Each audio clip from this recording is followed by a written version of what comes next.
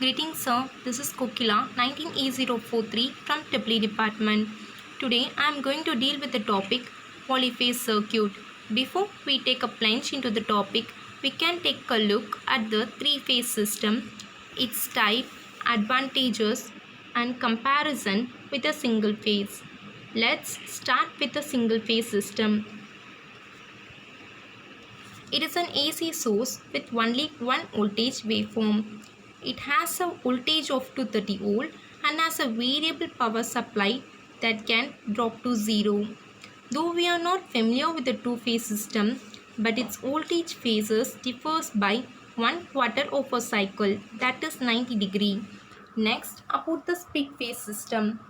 In case of a need of a 240 volt, both hardwires feed into the circuit. This double feeding is considered a full phase circuit because smaller appliances that run on 120 volts are only using one hardwire. This is why single phase systems are sometimes called as split phase systems. Next, about the topic three phase system. The three phase system in which the three voltage may be interconnected. They are of the same magnitude and frequency but differ in a phase of 120 degree. The three-phase system consists of a three-phase voltage source connected to a three-phase load by means of transformers and transmission lines. Here I depicted a picture of a three-phase circuit and its phase difference. Next, about the generation of a three-phase system. When the magnetic field is kept stationary, the windings will be rotated. It is shown in figure A, and in the figure B, the windings are kept stationary and the magnetic field is rotated. As an EMF is induced in each winding, the magnitude and frequency of these EMF are same but are displaced apart from one another by an angle of 120 degrees. In the figure C, an analysis of the magnitude and direction is depicted in the form of graph, and the phasor diagram is depicted here. The EMFs of the three-phase circuits: EM sin omega t, EM sin of omega t minus 120 degree, EM sin of omega t minus 240 degree. Here we can able to see that all are displaced apart from one another by an angle of 120 degree. Next, we move on to the key differences. Basic definition for single phase is the power supply through one conductor, and for the three phases, the power supply through three conductors. The voltage for a single wave carries 230 volt, whereas the three phase carries 415 volt. Single phase motors produce pulsating torque, which is overcome by the three phase motors, which produce the unique torque. The power transfer capability is minimum in single phase, whereas maximum in three phase. The power failure does not occur in three phase, whereas the single phase does. When we use the term economical, we will choose the single phase, as it is mainly for home appliances rather than the three phase are used in large industries. The efficiency of a three phase is higher when compared to the single phase. Phase sequence. Phase sequence can be changed by reversing the direction of rotation of the rotor of the alternator. Hence, depending on the rotation, it can be a positive or negative sequence. Next, about the topic interconnection of a three-phase winding is classified as via star connection, delta or mesh connection. I have inserted the pics which was taken in the industrial visit about the transformers and also noted down the formula for that. The formula for delta network and the Y network are written here. Next, about the comparison between the star connection and the delta connection. The basic definition for the star connection is the terminals of the three branches are connected to a common point, and for a delta connection, the finished terminal of one winding is connected to a start terminal of the other phase, so on, which gives a closed circuit. In the star connection, we are having a common point, therefore a neutral point exists. Though we are not having a common point in a delta connection, neutral point does not exist. And the relation between the phase voltage and the line voltage is line voltage is root 3 times of phase voltage in star connection, and line voltage equals phase voltage in delta connection. And the relation between the phase current and line current in star connection is the line current equals the phase current, whereas the line current is root 3 times of the phase current in delta connection. In the topic speed, the star connection is slow as they receive 1 by 2 3 times of the voltage, but whereas in delta connection the speed is very high because each phase gets a total of the line voltage. The received voltage in each winding of the star connection is 230 volt, and each winding receives 414 volt in the delta connection. And the network type, mainly we are using it in the power transmission networks, and the delta connection is used in the power distribution networks.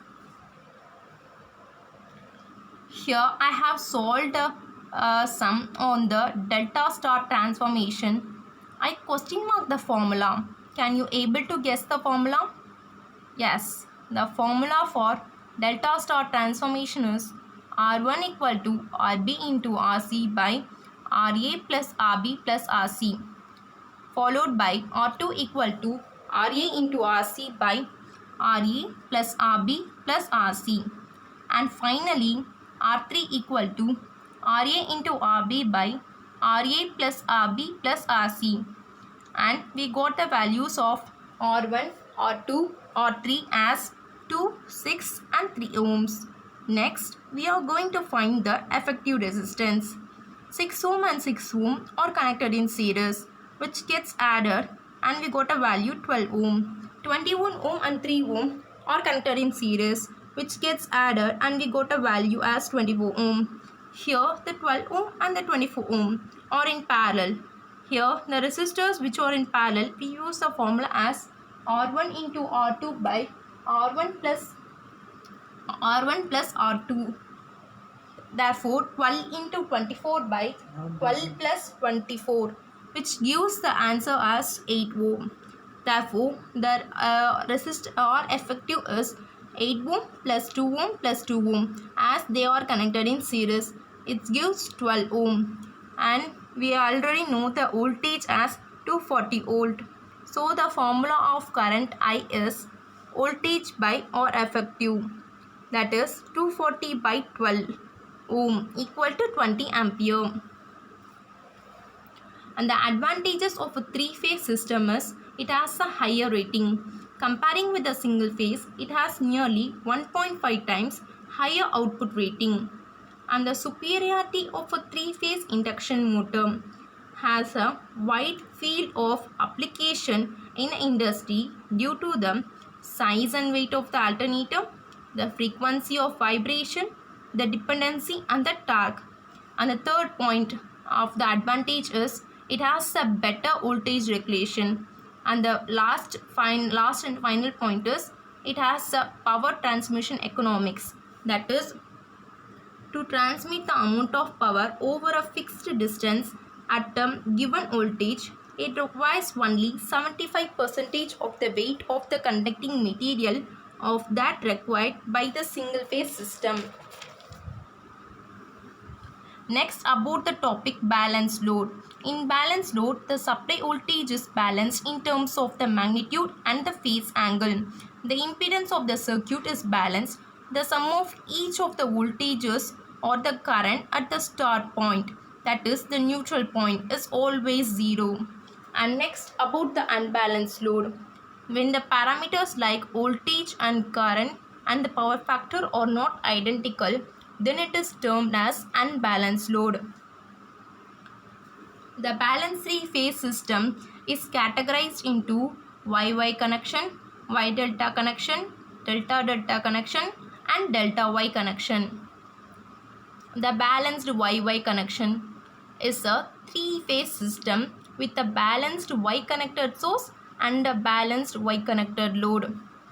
The phasor diagram illustrating the relation between the line voltage and the phase voltage, and here also a single phase equivalent circuit is depicted. The balanced Y delta connection. Three-phase sources are usually Y connected and three-phase loads are del connected. There is no neutral connection. Hence, the phasor diagram illustrates the current phase, line current, phase current relation as IL equal to root 3 times of phase current, and also single phase equivalent circuit is depicted. Balanced delta Y connection. Transforming a delta connected source into an equivalent Y connection. The single phase equivalent of a delta Y connection is also depicted here. Next, about the balanced delta system is one in which both balanced source and balanced load are delta connected, and we can also take a look at the 180-degree phase shift of the delta connection of a transformer. To determine the total power delivered for the three-phased load, which is always constant regardless of the variation in the phase power as well as the angular displacement, 2 wattmeter method is used. This method uses two voltage measurements referenced to the same phase and the two current flowing into that phase. The assumption is that the three-phase system is balanced, that is, the summation of an voltage and the summation of an current is 0. The advantages of the 2 wattmeter method is it is applicable for the balanced as well as unbalanced load. Only for 2 wattmeters are sufficient to measure the total three-phase power. Total reactive volt amperes can be obtained using 2 wattmeters. Thus, by learning about the three-phase system, its generation, types, advantages, comparison with the single phase, and about the balanced and unbalanced load, and about the 2 wattmeter method, we can easily learn polyphase circuit. Thank you.